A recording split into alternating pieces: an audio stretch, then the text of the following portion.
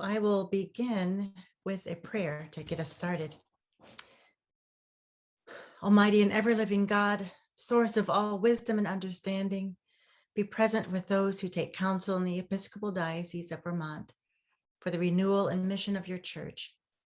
Teach us in all things to seek first your honor and glory.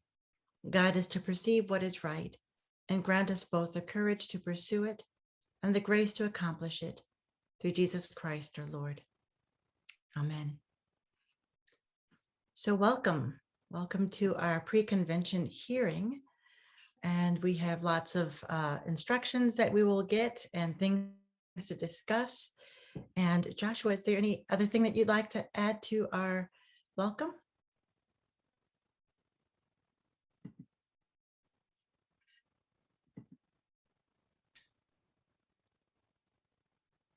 Joshua is muted, but I think he's saying no. Okay. Sorry about that. My screens changed very quickly. No, but I would say welcome to everyone. It's great to see you all, and thank you all so much for your time and your attention in preparing for convention. Thank you. Excellent.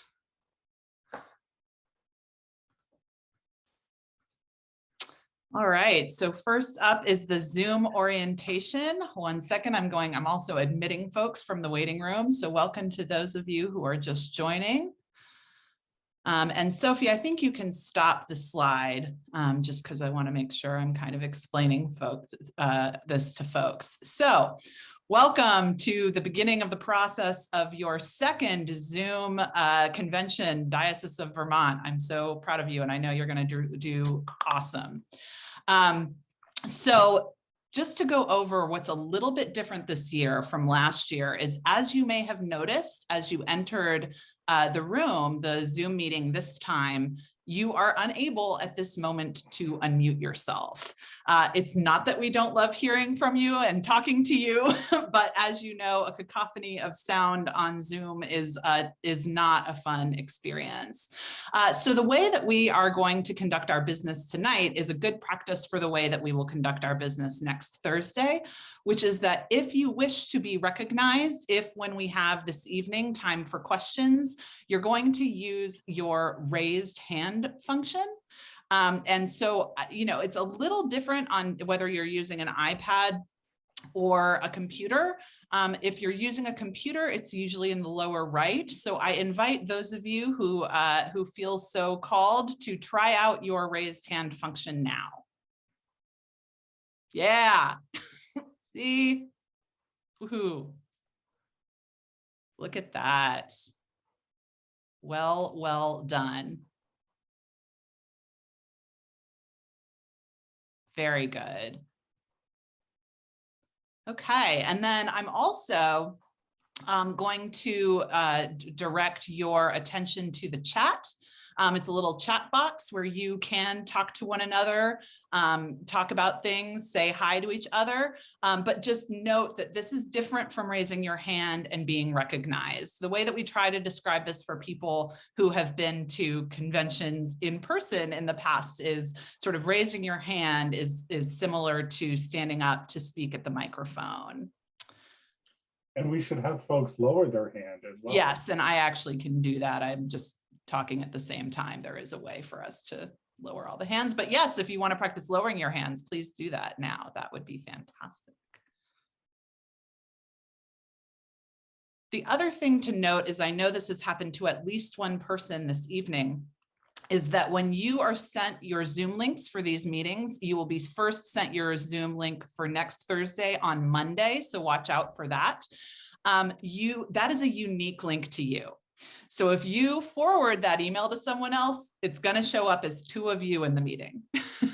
So I really encourage you, once you receive that link on Monday, to hold on to that email. You will get a reminder next Thursday, just like you did tonight, about an hour before the meeting, so that it's at the top of your inbox.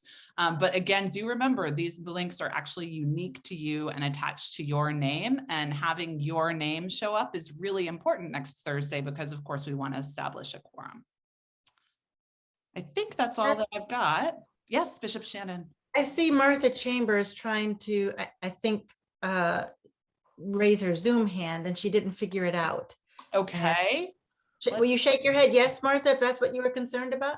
Okay, there you go. Martha, I have asked you to unmute. So if you can unmute, you may be able to ask, to tell us what kind of device you're using, because sometimes that helps because other people might have the same device. And apparently Carol Milken, it has the same problem. Okay.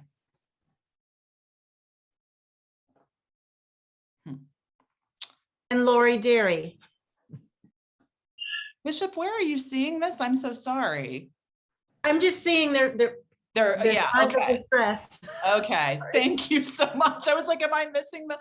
I see them. All right. You know, if folks are having trouble and they cannot use the chat or unmute themselves or raise their hands, Martha, I did take your name down. And I'm sorry, Bishop Shannon, what was the other name? Second, let me go back. Lori Derry and Carol Milken. Great. I'm not sure if I said that right. Oh, and Pamela is sending me some of the names. So, okay. So if I didn't get to the next page, which is where it's totally fine. If folks are having trouble and you haven't been able to figure out the raised hand function in this meeting, we have taken down your name if you sort of went like this, and I will send a follow-up email to you. And for some folks, it's going to be in your reactions, which is at the bottom. You'll see a happy face with a plus in the upper right corner, and it says reactions. You click on that, you'll see a series of reactions, including raise hand. And Lenore Morse is also Happy face.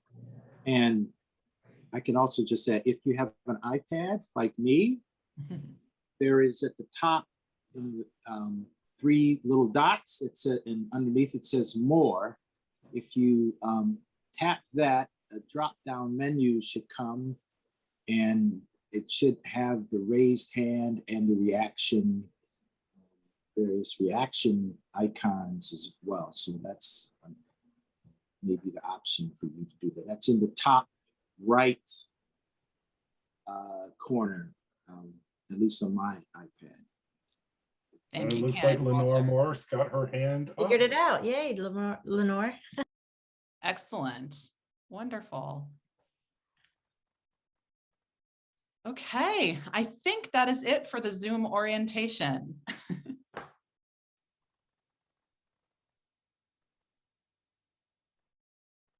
So we'll get our slides up, and next is rules of order. And hold on one moment.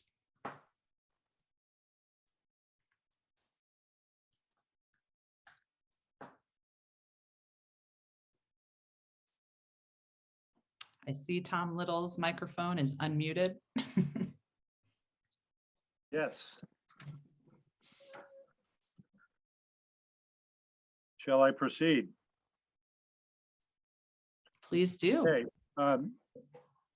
The practice at the Diocesan Convention is for each convention to adopt rules of order at the very beginning of the convention business session.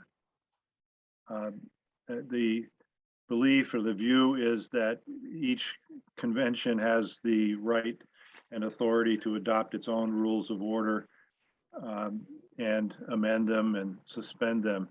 So that's what we do right up front. These rules have not changed much over time, and they have been evolved to support open debate and dialogue, but under certain conditions so that the debate is fair and is civil.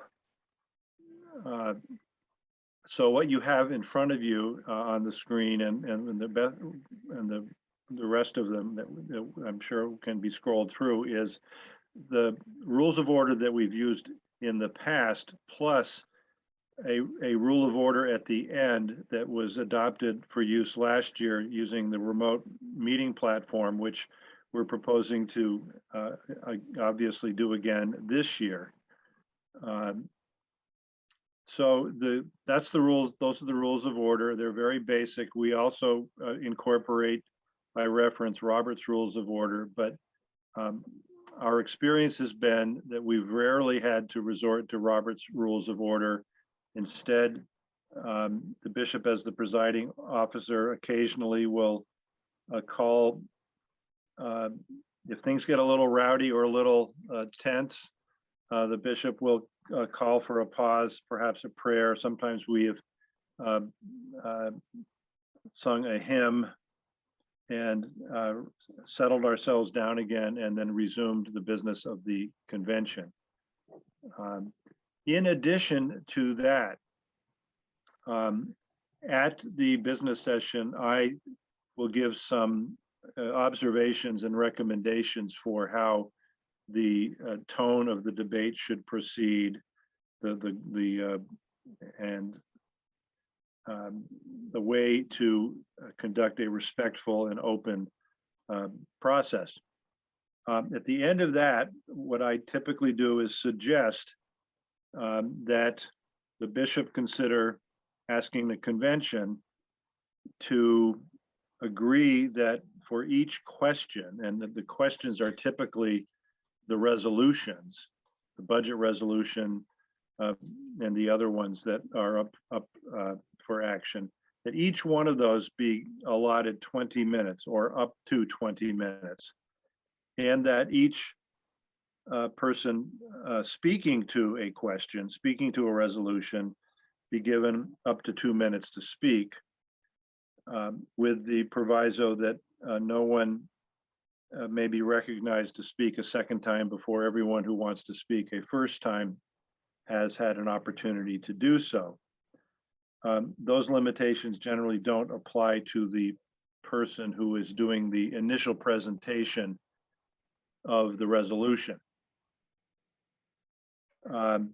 And the practice has been the bishop to say, is there any objection to proceeding in that manner? And historically, there hasn't been any objection to proceeding in that manner. So there's sort of a two-part process. There will be an actual vote on the rules of order as submitted, and then there will be a more, I guess you might say, a slightly more pastoral approach to limit the limitations on debate. Of course, if the convention doesn't want to spend all of 20 minutes on a question, it doesn't have to. And at the end of that period, it would always be in order for someone to extend the debate beyond that 20 minutes. And typically we suggested that be a 5-minute or perhaps a 10-minute extension. We have a lot of resolutions to cover this year, I believe 8. And so we need to be mindful of the time that we have allotted for the business session of the convention.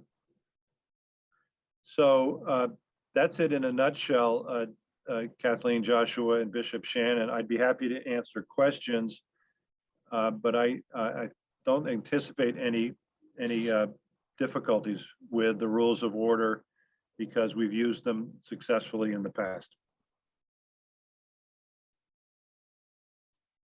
Excellent. Thank you, Tom.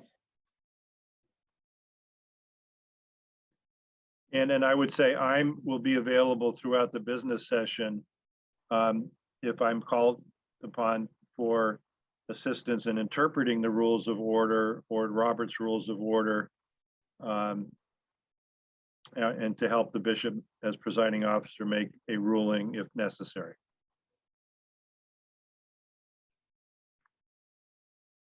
All right. This seems like a good time to remind folks as well that tonight when we're talking about resolutions and that sort of thing, that this isn't really this is not the venue to debate them. This is the place to ask clarifying questions to make sure that you understand them, and then we will debate them and work through them at convention next Thursday. But tonight is just the night for information gathering.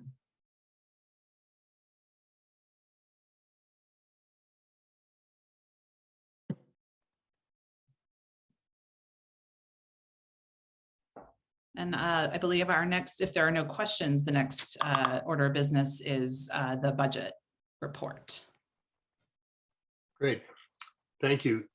If Sophie, if you would stop, there you go.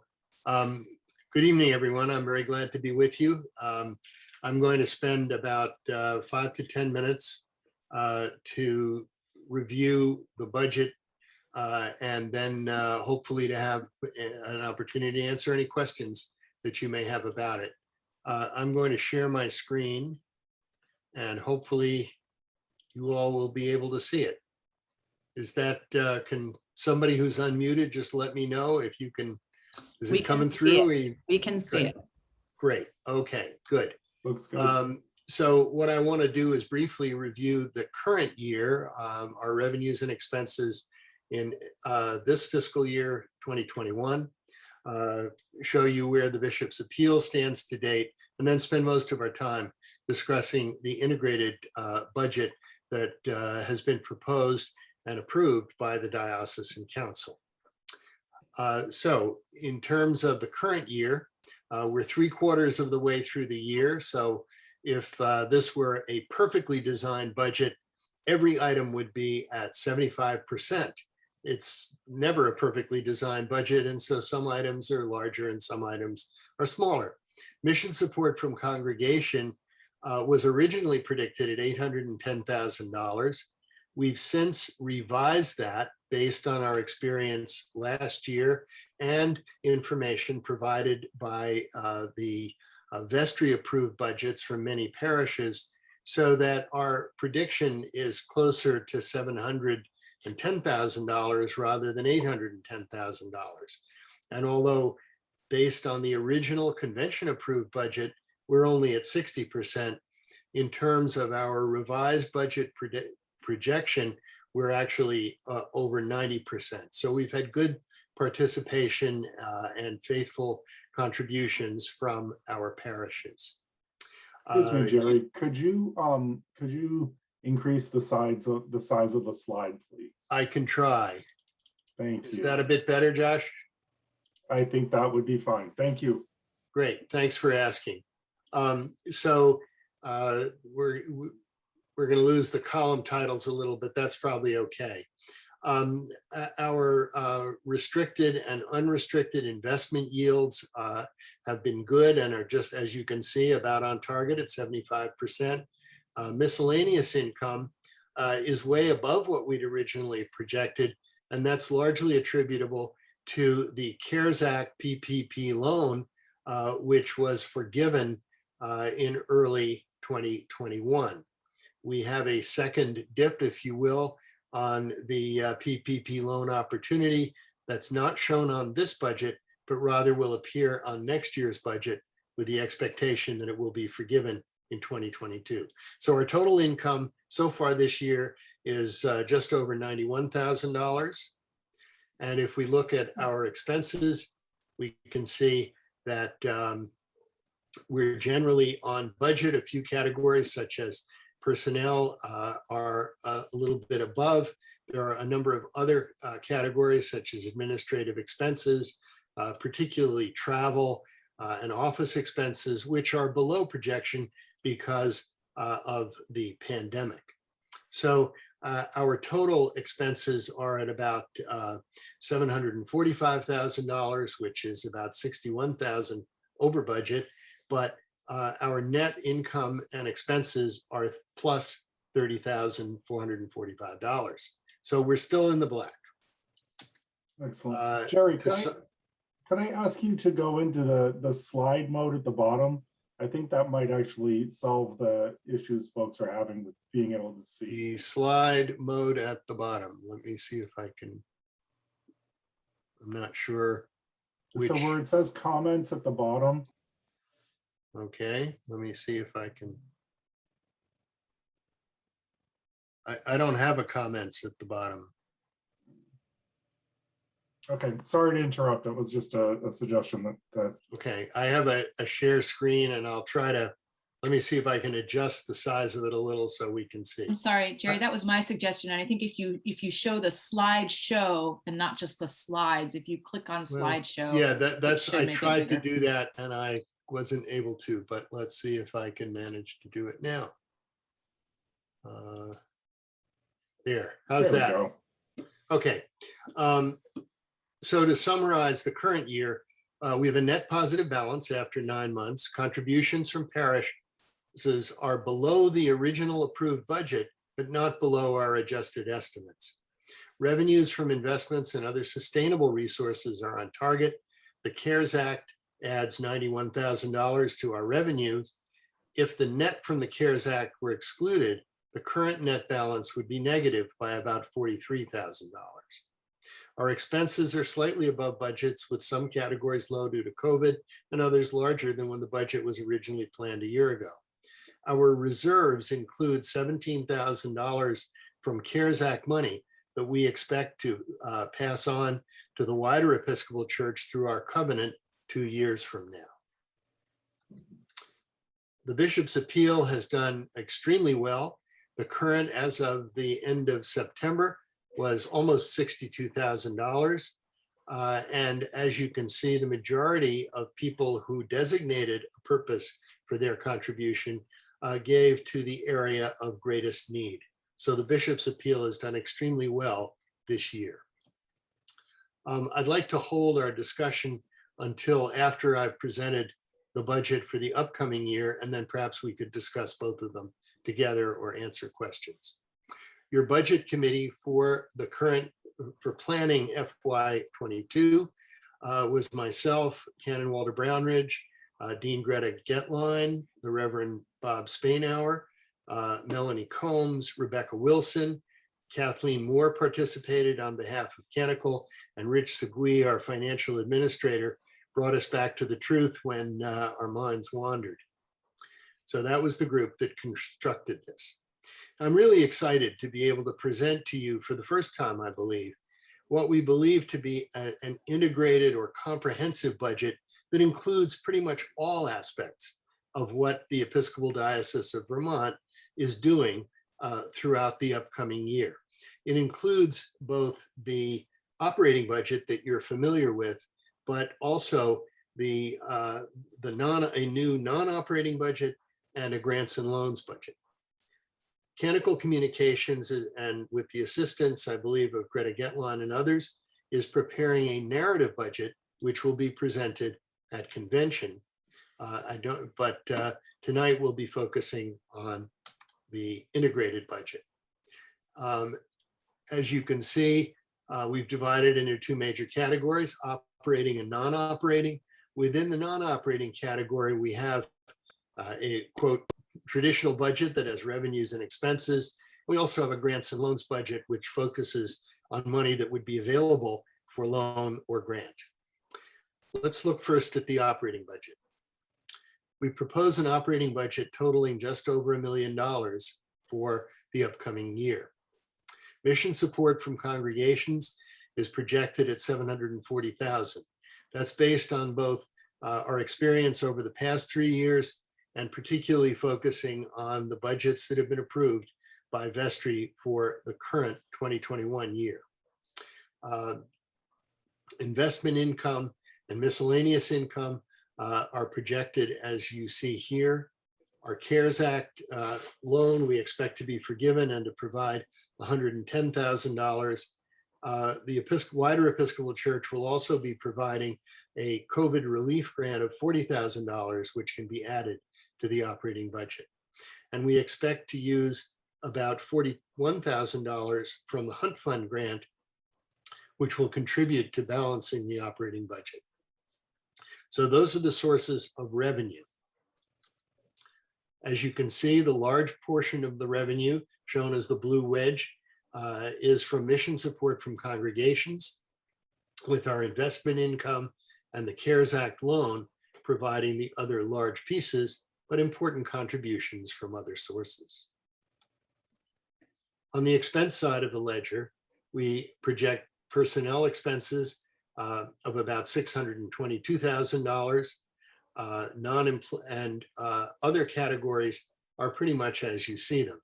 We expect to produce less contribution to the wider church in the upcoming year, but nonetheless, this has been projected as part of a full contribution, although we've asked for forgiveness for some. The other categories are as you see listed. And I'll be glad to go into more detail on any of them if you wish as we go through. So we project total expenses of $1,079,000, which exactly balances our projected revenues for a net zero balanced budget.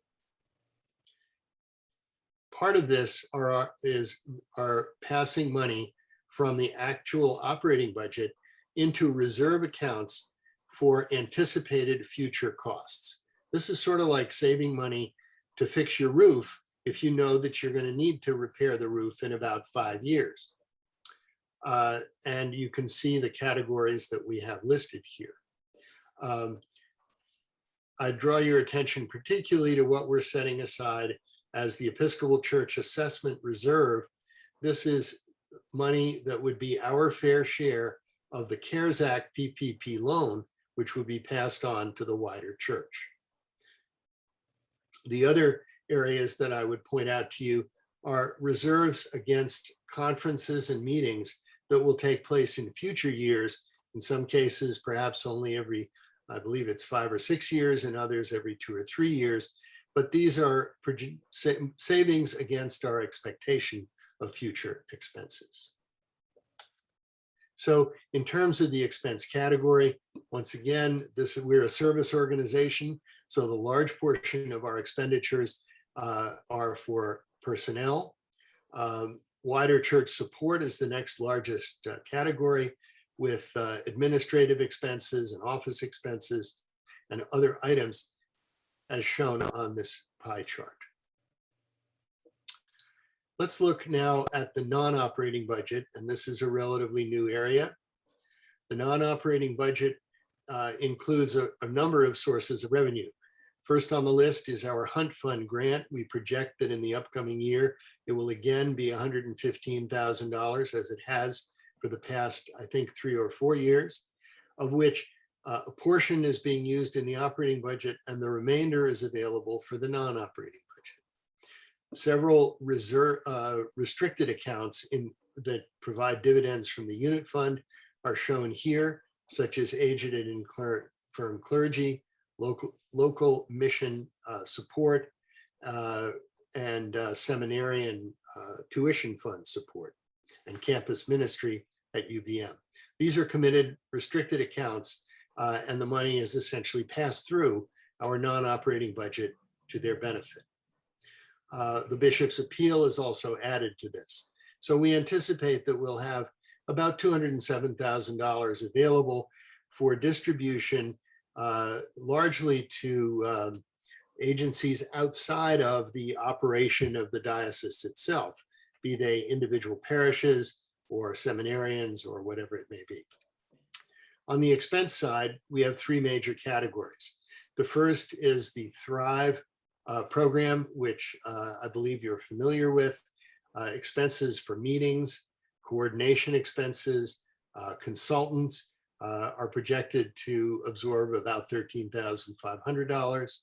Congregational and clergy support in a variety of manners is expected to observe about $72,000.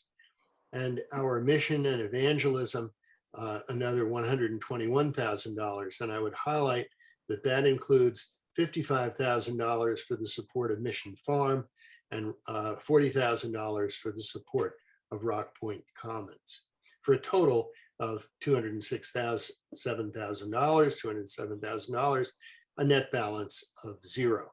So that's our non-operating budget proposal. And then thirdly, we have grants and loans provided through the dividends from various unit fund accounts. And all of these we expect will generate about $171,000, which would be available to apply for grants or for loans. All of these are listed as pending because obviously we haven't entered the year yet, so we don't have any applications for that money. I would note that the corpus of the McClure-Butterfield Revolving Loan Fund, which is over $1 million, is also available for loans that would be repaid in the future. So that is a flying overview of both the current year and next year. And I would be happy to answer any questions that you might have about these two budgets.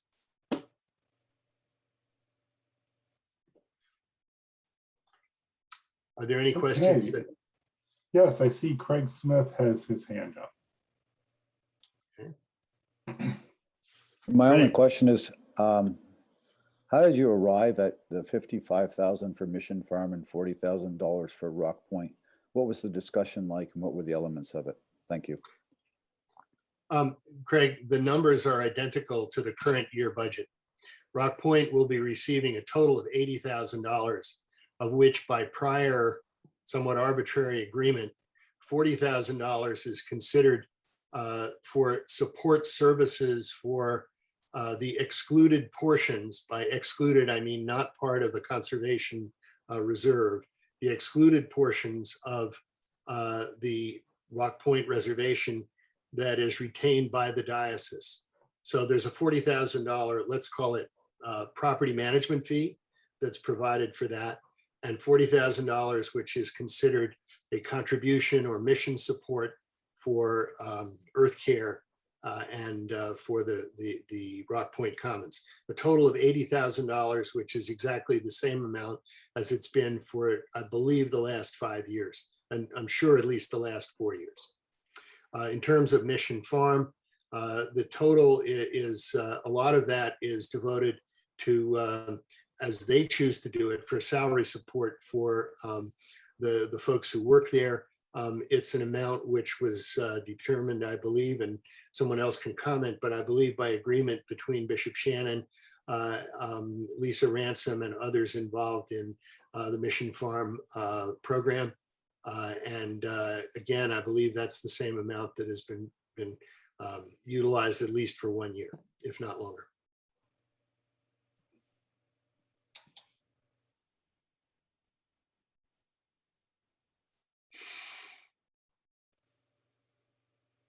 All right, Great. Dana Peterson has a hand up.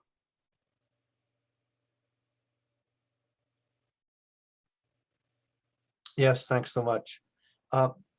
Craig, could you speak to the $113,000 increase in the personnel line? I can try. Thank you.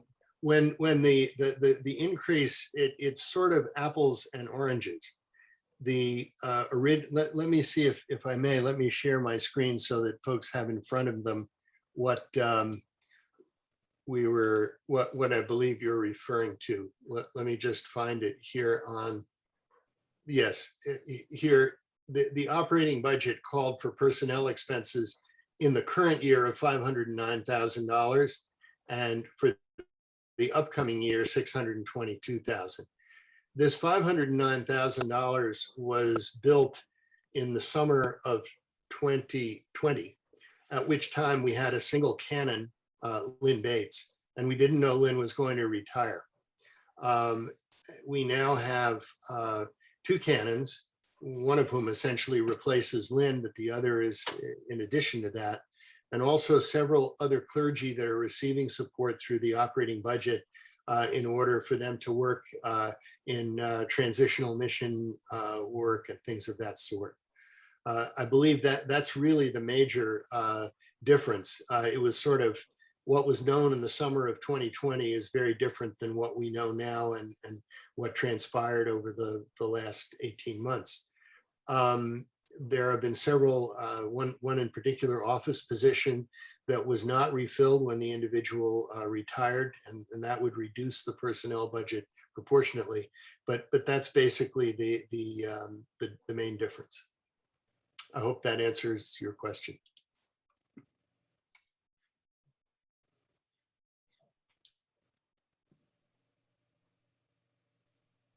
All right, do we have other questions for Jerry?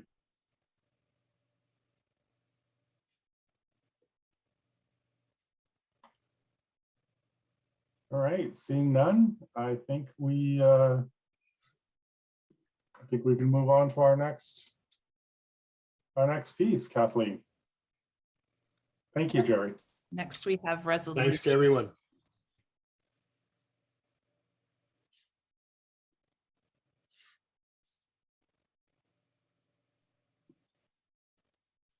Hello, everyone. I'm Ann Brown, Chair of the Resolutions Committee. We have, as Tom Little said earlier, 8 resolutions to consider at this convention, and given that we're doing it on Zoom, it behooves us all to learn as much as we can ahead of time about them and answer questions we might have tonight and between now and convention, so that the debate can be brief and to the point. The first resolution we have is the resolution to adopt the integrated budget, which Jerry just presented to you. And this resolution has 3 resolved clauses. First, that we adopt the budget itself. The second has to do with the parish contributions. Pretty much the same scheme as we've had in the last few years. And the third resolve deals with what to do if there is a surplus or a deficit greater than 5%, so that diocesan council can make appropriate adjustments with each parish given that sort of circumstance. It doesn't look like that will be a deal this year. But those are the 3 elements of the budget resolution. So at convention, after Jerry does his presentation, we will have debate. As Tom Little said earlier, a maximum of 20 minutes, we hope, and 2 minutes to speak and ask your questions. And that's all about that one. What I think we might do is let me run through all of these, and then if you have questions on any of the others, we can deal with those along the way. This one, I think you've asked your questions. The next one. Actually, Anne, we have we do have a hand up for this one, so let's do that. Helen Short, do you have a question for Anne on the resolution that's up right now? Yes, so it's actually just a question, and I had asked this earlier, but I just want to make sure I understand it. Is the last resolve that if actual mission support from congregation budget line 1 is a surplus of 5% or less than 5%, so that means how much each individual parish has, whether it's plus or minus 5%. No. Is that correct? No, ma'am. My understanding of this is that it has to do with the total amount that is provided as contributions from the parish towards the diocesan operating budget. And if that either exceeds the total amount, either exceeds the approved budget or is 5% less than the approved budget, then the council may, they don't have to, but they may elect to make some sort of adjustment. For example, they might they might recommend an additional 0.5% of each diocese, each parish's contribution be refunded to them, or they might recommend that each parish pay another 0.5% towards the total. I think that it is going to be relevant in 2021 because the parish operating budgets, the actual operating budgets, are so much less than we had projected that they might be when this budget was constructed more than a year ago. And we've since revised that. And so if council asked my opinion, I would not suggest that we make the adjustment based on the original, whatever it was, $810,000 budget, but rather on a projected revised budget that's much closer to reality. But that's the way it works. It's not, it isn't each individual parish whether they contribute more or less than we thought they might. Great, thank you. Thank you. All right. And I'm sorry, Anne, would you like folks to ask questions per resolution or save them to the end? Probably per resolution. Okay. I had thought to save them to the end, but by then we might forget what it was we talked about earlier. And the next resolution, we do have someone who's going to be making additional presentation on it. This is the resolution that we do every year.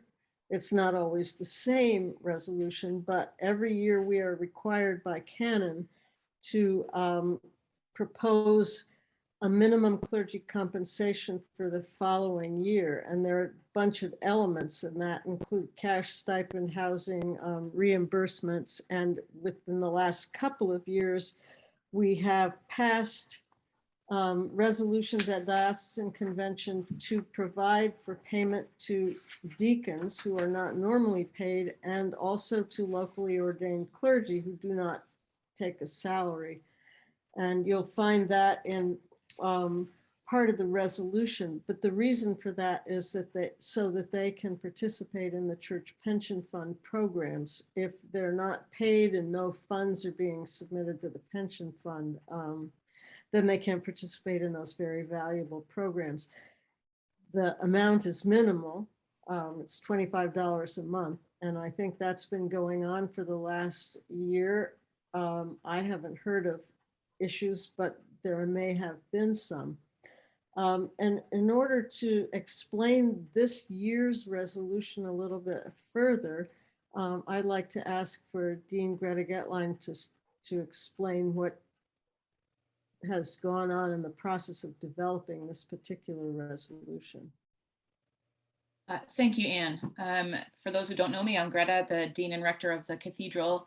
I was asked to present this resolution to all of you.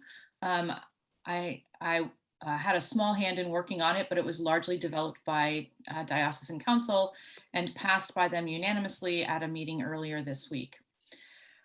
A couple of things to note about this. The first is that we have made an effort to correct what was seen as an injustice regarding clergy who are in church-provided housing.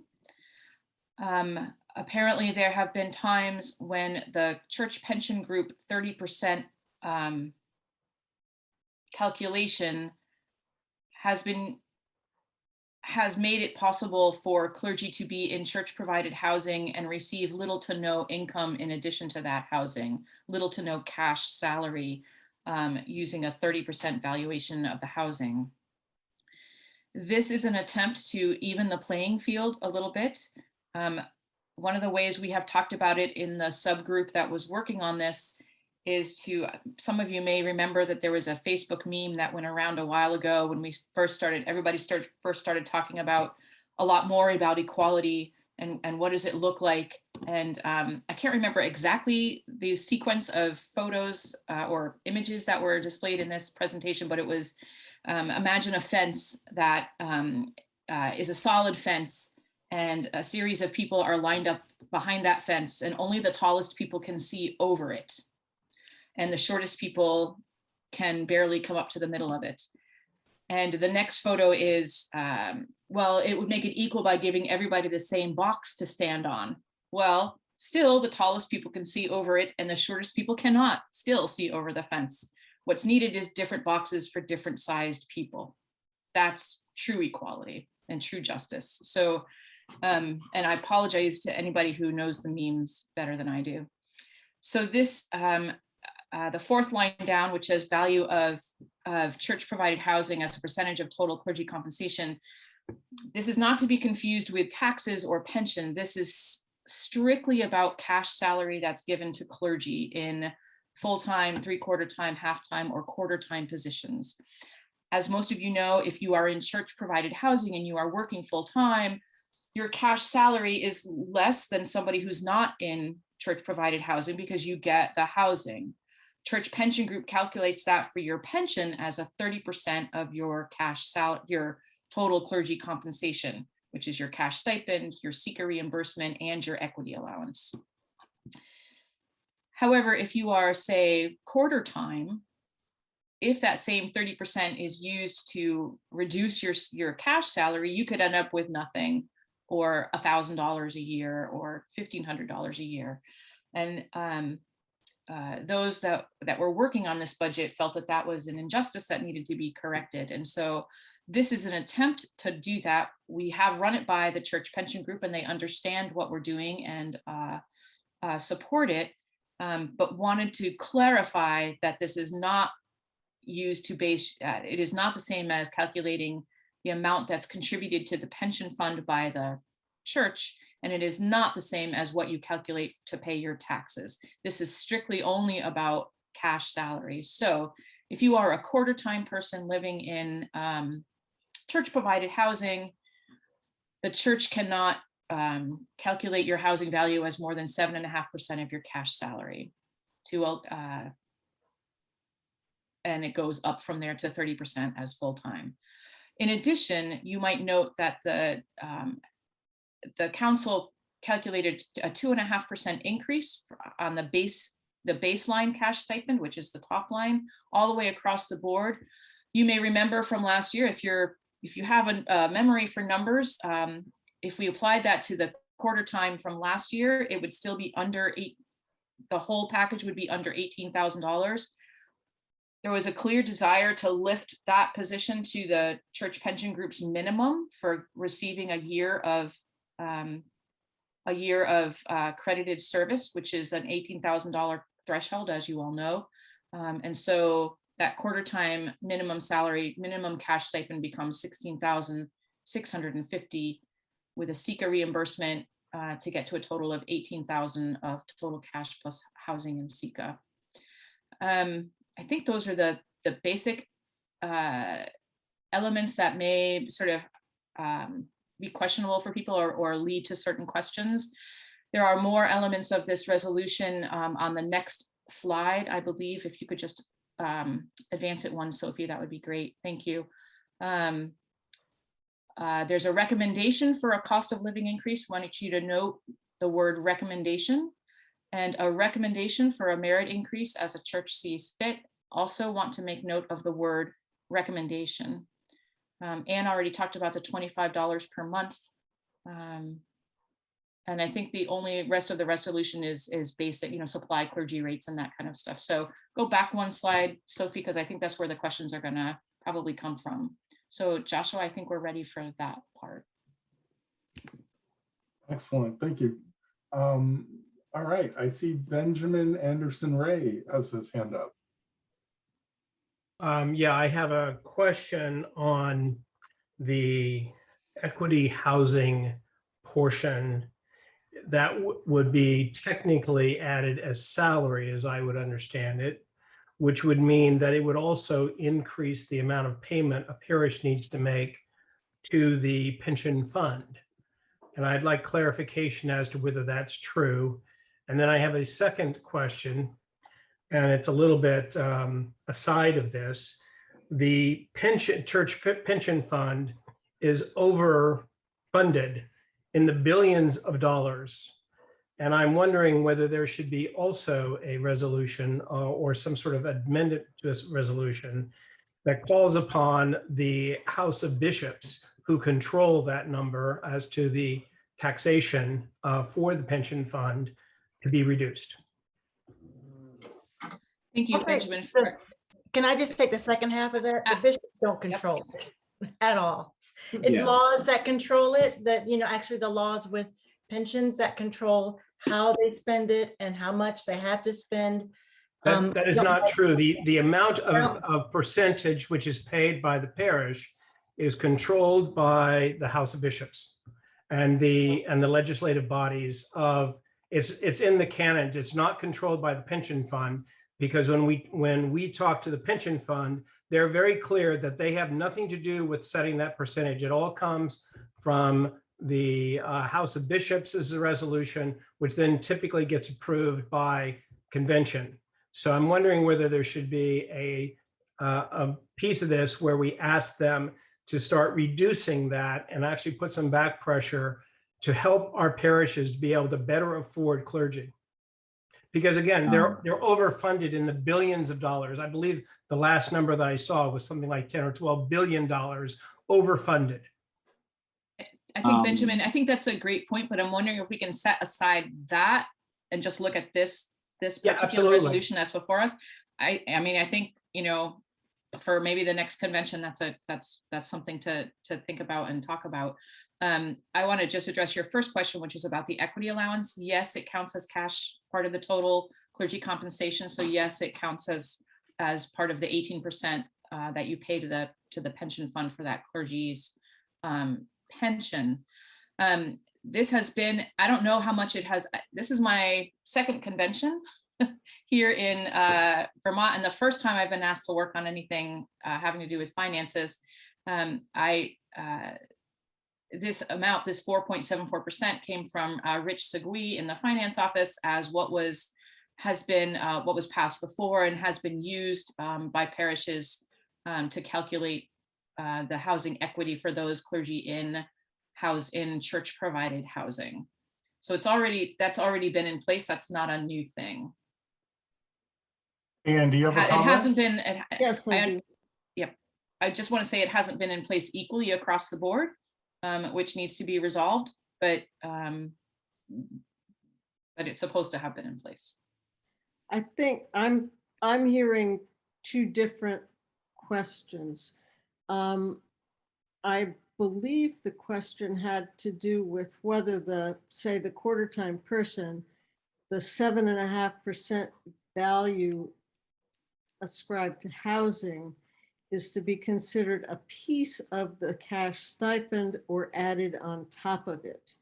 And I think he used the word equity allowance, maybe not referring to the section about the equity allowance, but about how the 7.5% is figured. Is it, so I'm a clergy person and I'm hired for a quarter time, is part of that quarter time payment, or not actually payment, but total $16,650, is part of that the house? In other words, you can reduce the $16,650 by 7.5% to account for the value of the house, or do you add 7.5% on top of the $16,650? I think that's the question he was asking.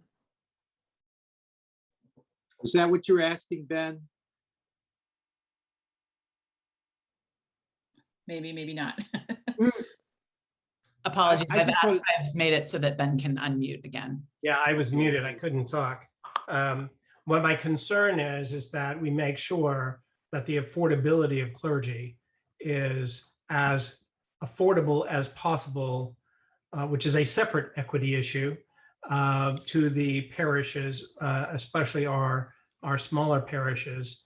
And so if we are increasing the structure that we have based on this housing issue, which maybe it's not affecting all that many people, but I want to make sure that if there's any way possible that we can structure this in a way that doesn't make it quote unquote salary, which is therefore part of the pension fund calculation, then it would be better for parishes to be able to both afford clergy and still meet the goals of what this compensation plan is trying to do. And so that's where my thoughts is around how can we make sure that we keep by adding something to what is salary, we're going to change the dynamic with parishes' affordability. And I just want to not go in that direction. I'd like to figure out, is there a way of segmenting this so that it's not considered salary according to the pension fund? Okay, I don't know that you can legally do that. I think yes. I think if church is providing housing, you have to account for it. I think we have to account from a taxation point of view for the government, but I'm getting at a different issue, which has to do with the cost of the pension fund itself. Right. So, but the pension fund currently requires that you value the housing at 30% of the total cash compensation. Then what happens to the 4.75%? Plus that. If we add to it, we're adding to the cost of the pension fund for a parish. Yes, that is correct. We're not just creating an equal playing field. Well, for the it clergy. It shouldn't be too much different than what's already happening. The 30% has been in place for a long time with the church pension group. But you're adding to it now. No, the 4.74% has been in place in this diocese for a long time. Okay, fine. Then And I rest my case. As far as I know, and again, I've only been here a year and a half. Go ahead, Walter. thank you. And I just want to clarify, one of the things that makes this always confusing when they talk about housing is that it gets used, the same word is used in different contexts. So that, for example, the 30%, which is used, that the pension fund has used for years, decades, is about calculating, the pension group uses that to calculate how parishes need to contribute to the clergy's pension. And so it's a form that they fill out and you put that in there. That is one thing. And it's said to be cash for calculating the pension, but it is not actually, but that is a different thing than what is done with the IRS in a housing resolution for clergy who are not in church provided housing. That's why there's every year vestries or the diocesan council has to do that, pass a resolution. I just also wanted to just point this out, Ben. The issue you're talking about with this 4.7%, which has been, I guess, in the diocese for several years, that is, again, that is not cash that goes directly into the pension. If a parish gives an equity allowance for clergy, that is, the purpose of that is for a priest who is in church provided housing, only church provided housing, because they never have the opportunity to develop equity by owning their own home. So that 4.7% is an amount that the diocese has recommended that goes into, it goes to the church pension fund, but it actually goes to a separate account, I'm getting technical here, but it's a 403B account typically, as opposed to the clergy person's regular pension. But when they calculate, but the thing again, this gets a little bit confusing, but when the parish has to calculate the clergy for purposes of how that 18% assessment is done, that equity allowance is calculated for that, but it is not cash that goes directly to the priest. It goes into for the clergy retirement. So when they retire, they're able to have some also equity to buy their own home in retirement.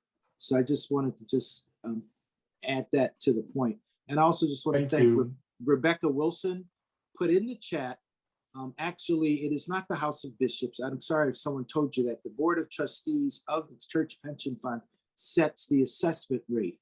At General Convention, which is both the House of Deputies, clergy and lay, and the House of Bishops, they elect members who are elected to the Board of Trustees. That is the extent of the Episcopal Church's control of the church pension group, is the election of the Board of Trustees. That is the extent of it. And Rebecca Wilson put that particular point in the chat section if you want to refer to it. I see that Paul Olson has had his hand up, and I really want to give him a chance to speak because he's been waiting very patiently. I'm unmuted now, I think, right? Yes. I just am relatively new to the diocese, and the second and third resolve, the recommendations regarding cost of living increase and merit increases, I gather on the practical end of it in the parishes, if those recommendations are taken, a clergy person would potentially see a 2.5% increase just based on cost of living. But is the merit increase to be added on top of that recommended cost of living increase, if that's to be granted as well? Is that what the resolution basically calls for? Paul, if there's someone else on the budget committee that could talk to this, but I just, first, these are recommendations, those are not mandates. And I think the idea was that if this year's cost of living is actually 5 point, I believe, from the US government, Social Security, 5.9%, or something just under 6% is the cost of living that for those who receive government benefits. And so it was decided that that would be too big of an increase to impose on the parishes. 6% or 5.9% or whatever it was. But so that we came up with a 2.5%. And then if parishes had the ability and they wanted to for their clergy that they feel so for, you know, a meritorious increase of $500, they could do so. Both are recommendations, noting though the 2.5% is less than half of what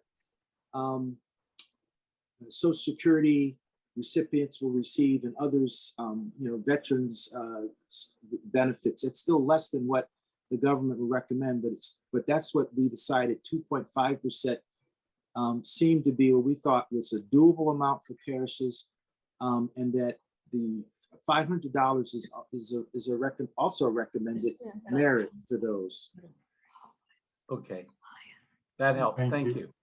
And Lee Crawford put some good information in the chat as well about an upcoming meeting. Ben, did you have another question about the resolution? Not really a question. I just want to put a clarification out there. I have personally spoken with the head of the board of the Church Pension Fund about this issue. They recognize that they are overfunded in the billions of dollars. They're the ones who make a recommendation to the convention. I believe it's currently at 18%. The convention approves this number, and the House of Bishops has been incredibly reluctant to allow any reduction of this number. Yet the pension fund remains overfunded in the billions of dollars relative to the commitments to fund all of the pensions of the clergy. So the net effect of this is that parishes are all being charged more than they need to be being charged for their clergy. And yet the House of Bishops, in essence, blocks any attempts to try to change this number. So I just want to be really clear that this is something that is an issue that changes the affordability of clergy. And in Vermont, the affordability of clergy, I think, is an important issue. So I'll stop any other comments, but I just want to clarify that this is my understanding of the situation. And my thought here is that, you know, maybe an amendment to this resolution or maybe some other resolution in the future, we need to start putting pressure back on both the convention and the pension fund to bring this number into something that is more in keeping with the true costs. And I will also add that for the majority, we only have 8 full-time priests in the whole diocese anyway. And so the majority of our priests are half-time or quarter-time. So we're not talking about excessive numbers. And, you know, at the rate that people are employed at this time and in their calls, they really cannot afford you know, to live. I mean, some of them, even as they're working age right now, are having a hard time. So that was part of the attempt in making some changes with our current minimum compensation. I see Carol she has her thumb up. Carol, did you have a question about this resolution? And then Jerry has his hand up as well. Thank you. Given the cost of living in Vermont and the real estate, which is what, doubled in the last year, I find that this is just not enough money to make it. I mean, it's just, when you're talking, the average rent is $1,500 to $2,000 a month. I think that there's a reality check here, and we need to address that. I leave it there. Thanks, Carol. Jerry, did you have something you wanted to add to this?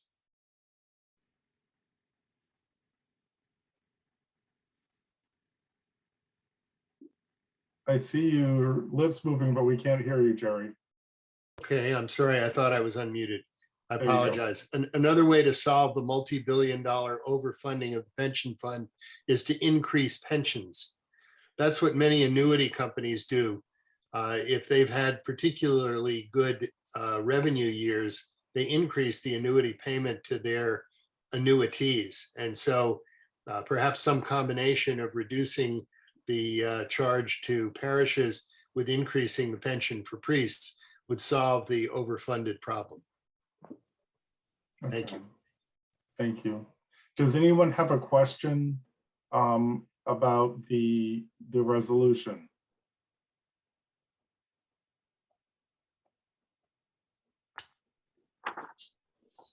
Okay.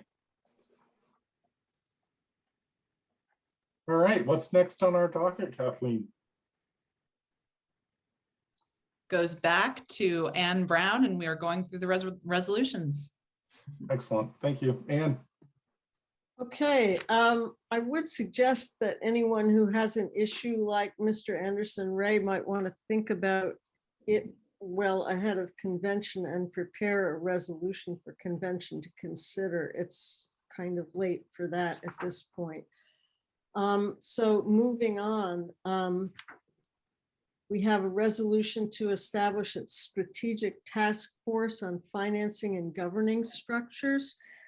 This is based on some work that Bishop Shannon has done with a consultant, Stephen Burnett, and others in the diocese about addressing our finances and reporting and governing at all levels of the diocese. You'll note the resolution commends her for this, and the resolution asks that she establish a task force to continue and complete the work that's already been done, and that the task force really deeply consider the function of the Financial Oversight and Audit Committee and look at how we might better structure financial oversight in the diocese. And this group would, I think on the next page, you'll see that this finance committee or commission that would be established would do periodic reports to the diocese, particularly diocesan council, and by next summer issue a final report so that we could consider at next year's diocesan convention proposals for changes in possibly the canons, diocesan structures, and any other changes needed to make us function more smoothly and efficiently. And if there's any questions, I think Ken Brownridge might be able to respond better than I, since he's been involved in this process.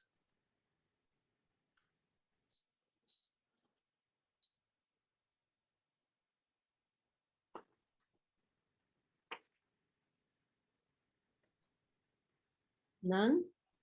So we can move on Okay. to the next resolution. Oh, actually, I see Craig has his, There is. Craig has his hand up. Craig Okay. Smith. Yeah, my question is, how is this related to the Thrive? Great question, Craig. I was actually giving some thought to this and to avoid confusion. Within Thrive, there are 3 focus groups, one on governance and leadership, one on innovation and missional, innovative, missional evangelistic ministries, and the third one is on finances. And so we're actually looking at using that third focus group, which is doing the financial, to be the task to do that. One of their charges is to do this work so that we don't have duplicate in a small diocese, duplicative effort. The other piece of this, which is more why it's separate from simply a Thrive idea. The one reason why we wanted to do this is to give the convention notice that the recommendations that will come out of this financial group, which will be part of Thrive, the recommendations are going to come, these particular financial recommendations will come back to diocesan convention in 2022 with the intention of amending Canon 10 relating to our financial structures. So this resolution this year is really for the purpose of a heads up to do that this is coming. It was decided that we thought about trying to do it this year, and we decided that with Thrive working on things and the fact that it may be a bit more complex, we've decided to use this year to put this together more thoughtfully, and the use of the Thrive focus group on finances to do that. Thank you.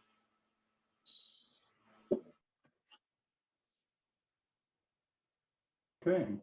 Okay. We can move on to the next one. The next one is one of 3 resolutions we have that are actually, or 4, that are actually referring resolutions to General Convention. In this case, we're asking that General Convention include the Right Reverend Barbara Clementine Harris, former Bishop of Massachusetts, or Bishop Suffragan actually, to the calendar of the church year, and that the celebration be on March 13th. It is unusual in putting people on the church calendar to put people on the calendar who haven't been dead for a long time. I guess that's a sort of inelegant way of saying that. But in this case, there is a whole lot of sentiment in the church that Bishop Harris, whom many of you probably heard preach at one of our diocesan conventions a number of years ago, that she is more than worthy of inclusion on the church calendar. So our diocese would ask General Convention to do this. Massachusetts has the same resolution, and quite a number of other dioceses have the same. This is a way of lending support to the fact that we believe strongly that this should happen. Bishop Harris was quite an amazing woman. I attended her consecration in 1989 and followed her all the way along, and what a hero she is. So I was sort of not normally supporting resolutions as a resolutions committee chair, but this is one that I agreed to co-sponsor with Canon Brownridge and Lee Crawford, and I hope it's not got a lot of controversy around it. So this one will be passing this resolution on to General Convention in the form of a General Convention resolution. Any questions?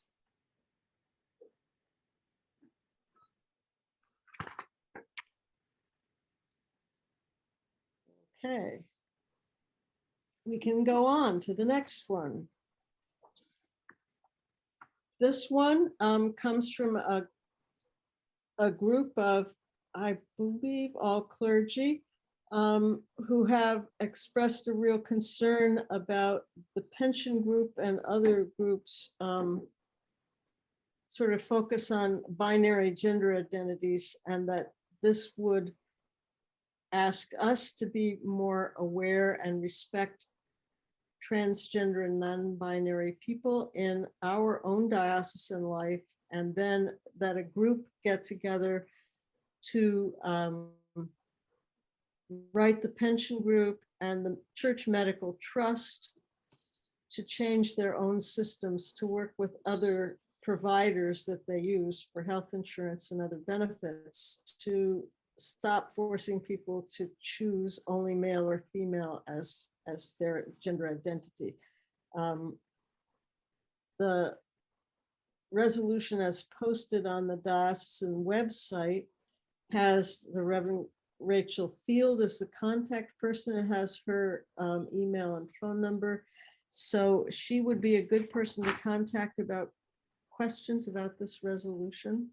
We're essentially saying, be mindful, be generous, and help us move forward in dealing with other church institutions.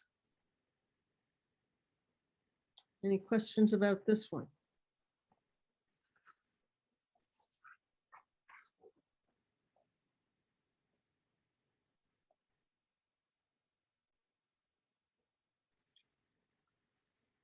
Okay, so we can go on to the next.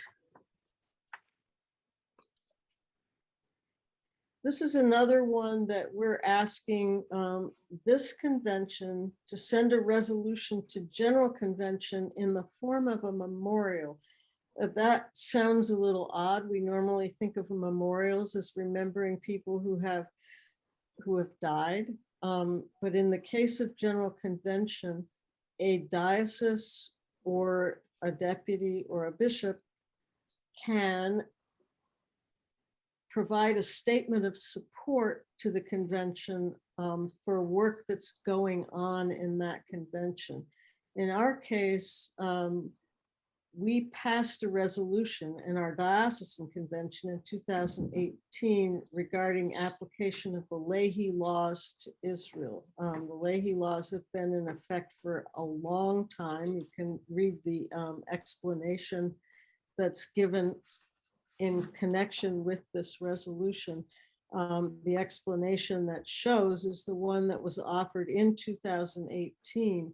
And the concern is that the United States follow Senator Leahy's laws that were passed, sponsored by Senator Leahy, that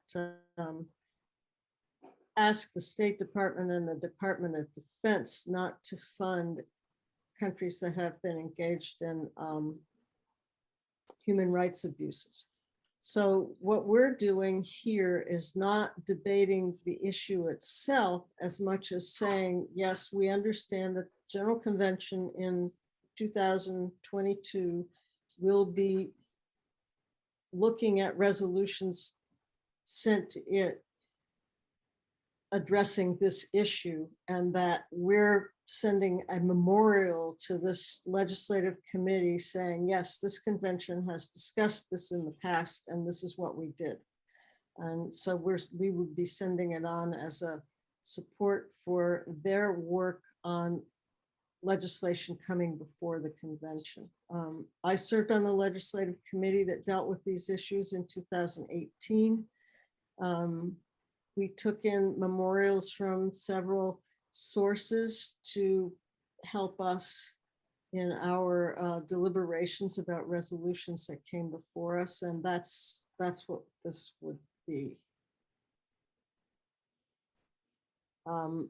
Also on the website, if you download this resolution, you will see that there is a contact person, John Heermans, and there's a phone number and an email that you might want to make use of that. I think it's important that we sort out all our thoughts about these things before convention so that we don't get into endless conversation. But your thoughts and questions are more than welcome. Any questions about this one?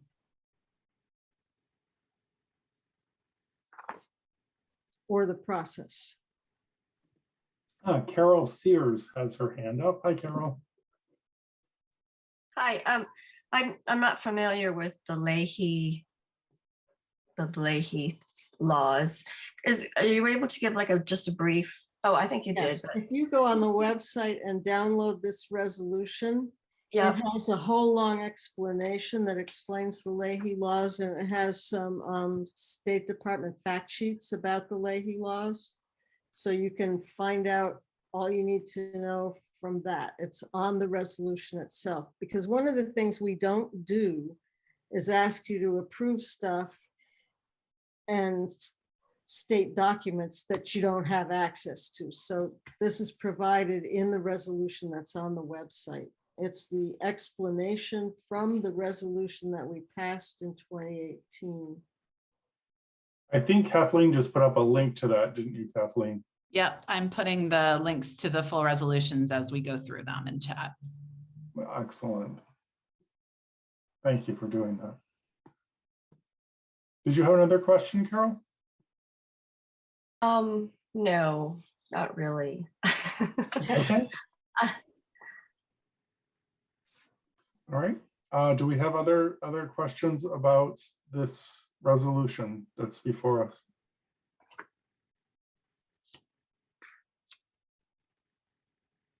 Okay, we can move on to Seeing the none. next one. This is a similar situation to the last resolution. It's one that we passed in 2018, and the sponsors are again asking that this convention memorialize General Convention about the fact that we did this. So what you see on the screen is the resolution that we would address at convention. That's the first paragraph. Then the second is just for your information to see the resolution that we did pass that would be sent on to General Convention. And in the same vein as the last one, there is an extensive explanation for the resolution from 2018, and it quotes the documents that are referred to. And that's all part of the resolution that if you download, if you click the link that Kathleen will provide, it will have all that information available for you. There was a sermon by Archbishop Desmond Tutu. There is a UN resolution, I believe, and an Episcopal Church General Convention resolution. So that material is there on the website with the resolution itself. Any questions about this one? The question here that we're addressing again, just like the other one, is whether we send a General Convention, basically send them a copy of what we did in 2018. And the way this works is a legislative committee at General Convention will address all of the similar questions. They'll get a bunch of resolutions that look almost exactly alike. They will take them, they'll take the information that we're providing and other dioceses. I know the Diocese of Rochester copied at least one of our resolutions and sent it as doing the same thing we are. They copied our resolution in 2018, passed it in 2019, and is sending it on. So it becomes information and a resource for the legislative committee at convention.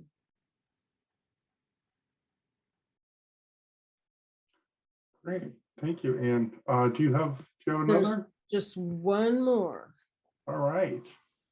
I didn't realize how much work went into creating these. Is there? Well, I don't create them. The resolutions committee receives them. And what we do is make sure that they're in the proper form for convention, that, you know, we have to use a subjunctive case and all sorts of good things like that. And that they actually do require action. We don't deal with resolutions that don't ask us to do anything. In this case, what they were asking us to do is send old stuff to General Convention. The last one is sponsored by the same group of people that sponsored the last two. And this is a new one, so it's written in the form of a General Convention resolution. In other words, we are asking convention to pass a particular resolution. The first resolve paragraph that you see on your screen says that the Diocese of Vermont would submit the following resolution to General Convention, and then the resolution that's the second paragraph would be a General Convention resolution having to do with the notion that what is going on in Israel and Palestine can be considered apartheid. um, it's a resolution that mirrors several others coming from other dioceses, bishops, or well, I don't know if any bishops are, but other deputies. And also the Episcopal Peace Fellowship is sponsoring a resolution very similar to this one. So what will happen again at General Convention is all the similar resolutions will be gathered together by a legislative committee. The committee is called Social Justice and International Relations, and they will then massage all that stuff and come up with a single one that goes to the House of Bishops and House of Deputies for debate and consideration. So it doesn't mean that convention will pass this just because we're sending it to them. It means that we're sending it to them so that it will be considered. I see Carol has a question. One second, Carol, we just have to. I'm so sorry. I'm not seeing a raised hand. I know she had her thumb up. Oh, okay. But I saw her waving, so and that's what it was. It's Carol. I'm not seeing a thumb up either. So Carol. Milcoon? Yeah, okay. I believe it's Milcoon. I have asked her to unmute. Carol, thank you. I'm hearing, and help me with this. Am I hearing wrong? I'm hearing that the church is taking a position and backing the Palestinians as opposed to the state of Israel. Am I hearing that? That's what I'm reading and hearing. Help me if it's wrong. I don't know as I'd want to interpret it that way. There are other resolve clauses in this resolution beyond what you're seeing on the screen. Maybe we could go to the next thing. And it does, I think you might want to contact John Heermans or the Reverend Craig Smith about this. No, Ann, I just want to talk to you. Yeah. I'm looking at this resolution, and to me it says I have to take a political stance on the Palestinians in Israel. Am I right on that or wrong? Yeah. Yeah. What you're being asked to do is agree that apartheid is antithetical to the gospel, and you're asking the General Convention to call on the government to withhold military funding from Israel until Israel eliminates apartheid laws. So I guess that would be what you would consider to be a political position. That's a political I'm position. not speaking for or against this resolution. I'm presenting it as what came to me. So that's what this resolution is.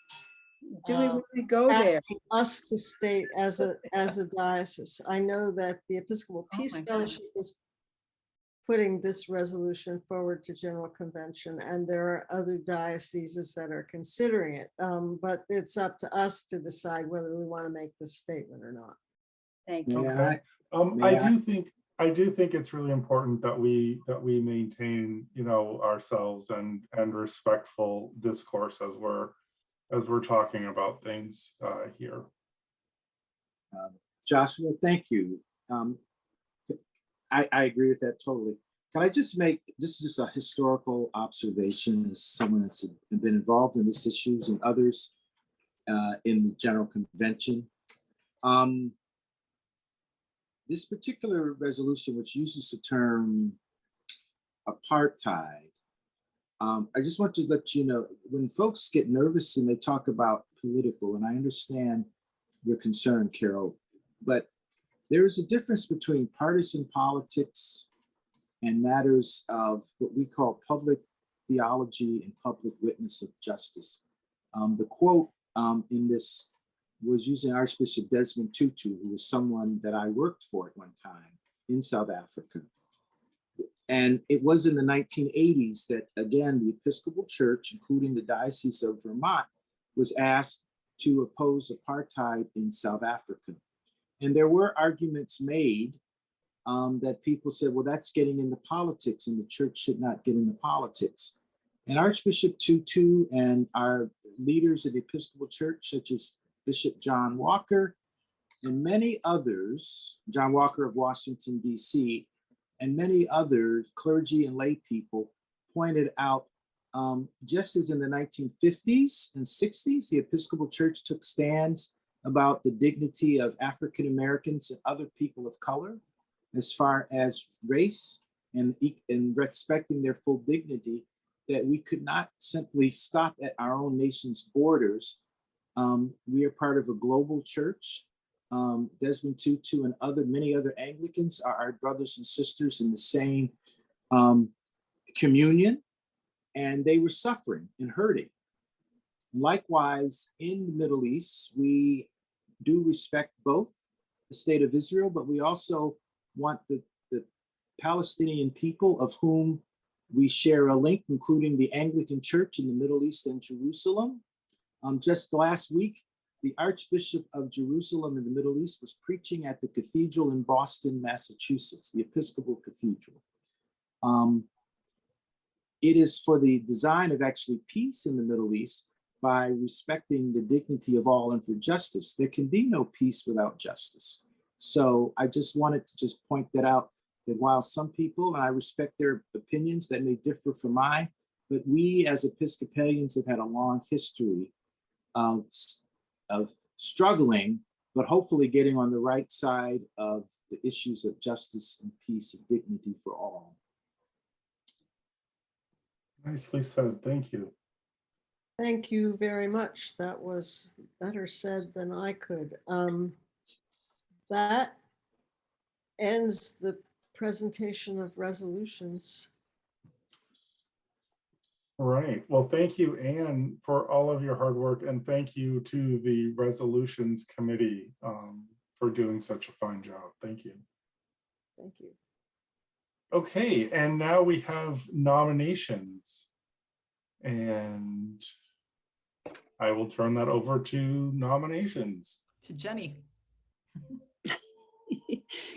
Hi, I'm Jenny Ogilvy, and part of the dispatch business and working on nominations for that group. So go ahead and start the slides, but I could say that some of the ministry teams that we have a full slate. At this point, we have no contested slates. It's possible to have contested slates, but right now we don't. So I'm just gonna read off these names for the people who have been nominated or nominated themselves. And Kathleen is putting up something on chat so that you can find the nomination forms for the ones that have so there's a couple of ministries that we have not received any nominations for. We would really love you to think about these ministries yourself, or to think of somebody in your church or area that might like to serve in these ministries. They're all very important. So I'll go through and read these all, and then if you have any questions, you can ask. Brookhaven trustees, Elizabeth Coopercamp, Brett Murphy, Julie Jones Sussman, and Nancy Watke. I see we have a correction as well. Christ. Oh, there's a mistake there on Nancy. Nancy is from Bethel, not from Barry. Also, okay. Is that okay? Yep. Okay, so financial oversight and audit committee, we need 2 clergy to serve on that committee and 1 lay person. So far, we haven't received any nominations. So if this is something that you're interested in, then let us know. There's the link for the nomination form. If you have any questions about this committee, I think that Dean Greta would be able to help you, and also Canon Walter. So the 2 of them would be able to help you if you have any questions about what the Financial Oversight and Audit Committee does. So on to the next. Provincial synod, either clergy or lay, vote for one. We haven't received any nominations for that.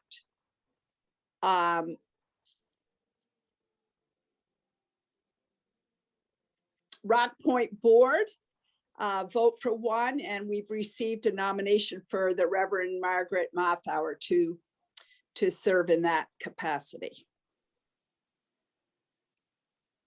The Rock Point School Trustees, we're voting for 6, and we've received 6 nominations: Andrew Bayer, Ron Chesborough, Hannah Mariotti, Frederick Reamer, Andrew Rome, Jean Marie Severance. In the standing committee, we need to vote for one clergy person, and that's the Reverend Sarah Janolfi. Yes. From correct. Trinity Rutland. Is that correct? And for the standing committee, also we vote for one layperson, and that's we've had a nomination for Tricia Ingalls from St. Mark's in Newport. So the next one. For trustees of the diocese, we need to vote for 3 people, 2 to fill unexpired terms, and 1 for a full term. So it's Laurel Broughton, David Bullock, and Ann Gio. Excellent. Does anyone have any questions about nominations? Ann Brown, does it looks like? No? Well, I see a hand up, Ann, but you're still on mute. Okay, I'm not muted now. I just wanted Come to on, say, Ann, you know how to do this. yeah, I had my cursor on the wrong side of the screen. Since we have a lot of delegates for convention here, some of you may know people who are not delegates to convention who would be interested in some of these roles. And you don't have to be a convention delegate to be nominated for some of the things like Oversight and Audit Committee or Provincial Synod. So I just wanted to pass that along, that if you know somebody who wants to get involved in some ministry at a wider church level, go for it. Let them know. And do we have on the website or other places, are there detailed descriptions of what these all involve? I've seen a couple questions come through in the chat where folks are asking, what does it entail to be on Synod, or what does it entail to be on other committees? Do we have that posted somewhere? We would love to have that posted if someone would provide it for us to post. Okay, would someone speak then to the question of what being on Synod entails? So the Synod, oh, go ahead. I'm sorry, Jenny, if you can, the bishop might have more insight, but the Provincial Synod, I think it was Mr. Kruger, is that right? Yes. New England is Province 1 of the Episcopal Church, and there is, well, pre-pandemic, there was probably an annual gathering, or maybe every 3 years before General Convention, a gathering. I think they're now done via Zoom. And I'll just say this, if I can, Lee Crawford can speak to Synod because she's probably been on it. So I'm going to defer to Lee Crawford to speak to it because I might have said something wrong. So go ahead, Lee, please. Thank you, Lee. Hi. So Synod currently, let me put my video on as well so you're not looking at my cat. Provincial Synod last year actually expanded the membership. The Synod Council expanded the membership. But Province 1, as Canon Walter was saying, Province 1 Synod consists of representatives from the Diocese of New England. And yes, in the past, we used to have what was called convocation, where we would actually gather physically. But now, even before the pandemic, we were having online gatherings. And the Synod has some networks. It has groups that work together on, for example, creation stewardship, racial reconciliation. And so the duties of Synod are that if you're a member of it, and we currently have 2 members, and Eric Davis and Bob Wilson, who's up at St. Mark's in Newport. There are occasional meetings. There is a budget that the Synod will vote. That usually happens in November. But also the Synod will get together just to talk about what is going on in the diocese. I think what's interesting about Synod is just the dynamics of what I call Southern New England, which is Connecticut and Rhode Island and Massachusetts, and then and Western Massachusetts, and then you've got Northern New England, which is Vermont, New Hampshire, and Maine. But over time, the Synod Province 1 has really been a remarkable partnership of the diocese of this region working together. So for anyone who's considering Synod, I would say, in all honesty, it's not a huge time commitment, but you're also going to meet some really interesting people from New England and hear things from our companion diocese in this part of the world. And Lee, Excellent. Bob Wilson is actually going off the Synod. And so the vote for the one person will be replacing Bob. And I believe that they meet in the fall. And they meet every year, and not every 3 years, but they meet every year. So Right. We're meeting on Saturday. Oh, there you go, Saturday. This Saturday. Still the fall. Oh, I see Lee has one more thing to add. I think. Sorry about that. This is really important. Synod also elects a member, at least until we change the canons at General Convention, but elects a member, clergy and lay, to the Executive Council of the Episcopal Church, which is basically our Board of Trustees. Right. Also, the Synod elects a person to the committee to elect a bishop, a presiding bishop. So those are 2 other functions that somebody on Synod would do as part of their responsibilities. Great, thank you. All right, other questions around nominations?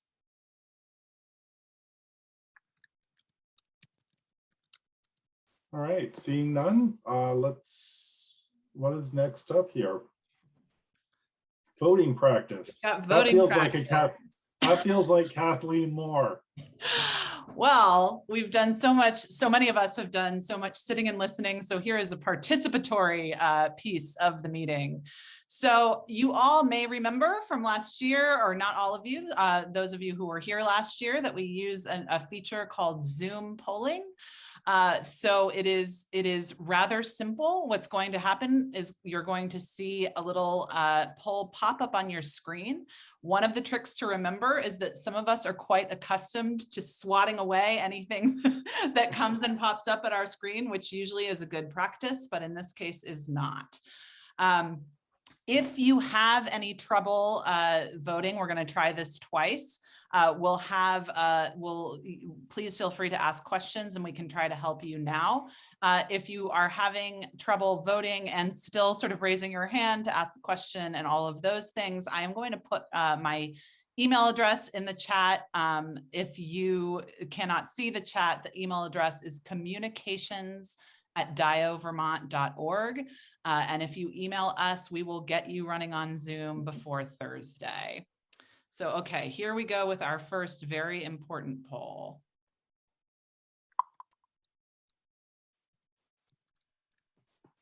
There you go.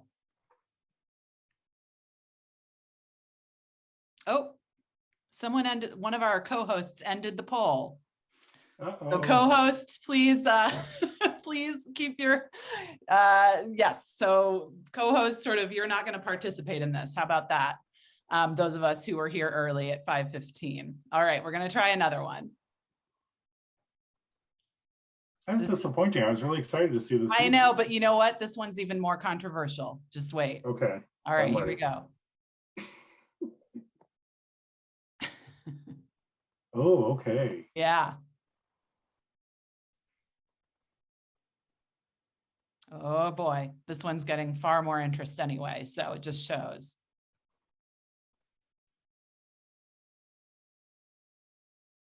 Candy corn is one of those things I don't like it, but I become obsessed with it.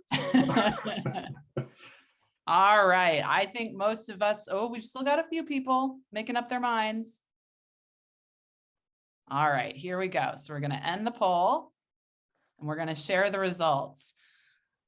So the Diocese of Vermont would like to send candy corn to the outer darkness.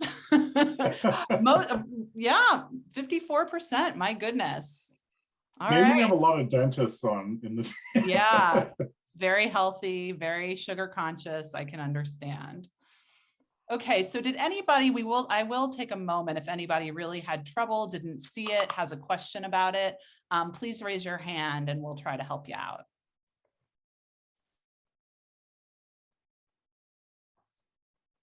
All right, by now this is just routine, right? It's pretty straightforward, yeah.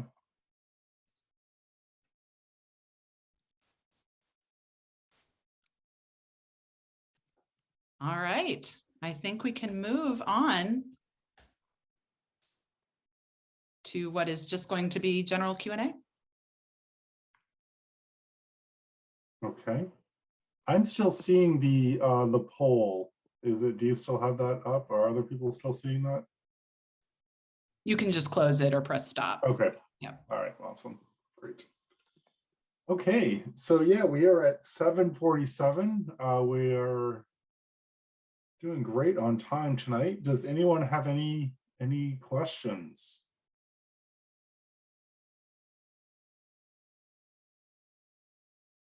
Okay. Hey, Martha. Martha Chambers. Can you hear me? We can hear you. Hi, Martha. Okay. What was that website we can communications at something to get more information on? Yep, communications at Dio Vermont. DIO? Mm-hmm. Vermont. VT, right? Or the whole state? The whole state.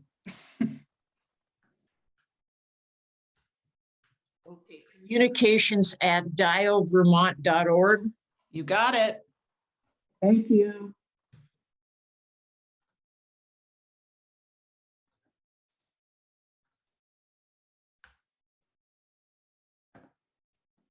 All right, I see Kathleen. Thank you for putting that in the chat.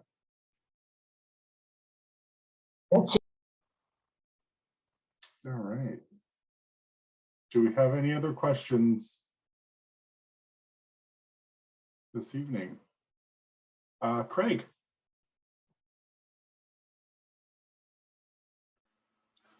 This is just a comment on the three resolutions having to do with Palestine, Israel. And it's just to underscore what Ian said. The first two are not a debate about the content of the resolutions. We're not, I don't believe the debate, it's got to be focused on whether or not we want to forward it to the General Convention. So getting into just, in a sense, if you've got things you want to debate with John or myself, please debate them with us or about that if you'd like. But on the floor of convention, we're not debating the content that's already been passed. Okay? Thanks. Thank you, Craig.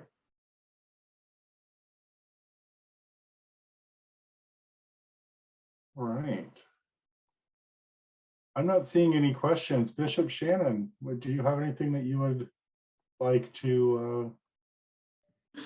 I don't have any questions. No, we haven't heard your voice for a while, so I thought I'd say, hey, what's going on? Well, I can pray. I certainly can do that. Let us do that. All right. This is a prayer that you all will be, oh, wow. It's almost time for Compline. Sorry, the alarm goes off every night. Okay, here we go. But this is a prayer that you all will be hearing, a collect rather, collect prayer that you'll be hearing fairly often, hopefully, as we begin the work of Thrive and as they are working with the rest of us in the diocese. So let us pray. Gracious and loving God of transformation and discovery, we give thanks that you call us to be your people in this time and in this place. As you call us into deeper and uncertain waters to step out of the boat and go closer to Jesus. We give thanks for the experience, gifts, and skills of our diocesan household represented by Thrive. Bless their efforts as they rally and shepherd us in our common work. We pray for open hearts and minds, for clear vision and never unending reliance on your abundant and creative goodness. We pray for inspiration and guidance from your Holy Spirit, knowing that your power working in us can accomplish far more than we can ask or imagine. All this we pray in Jesus' name. Amen.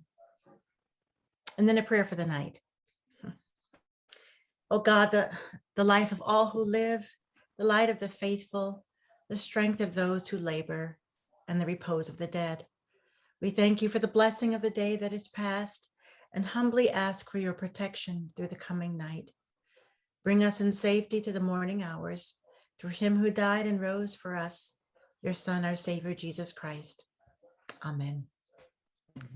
Thank you all for giving this much time of your evening for us to consider our work together as the diocesan household.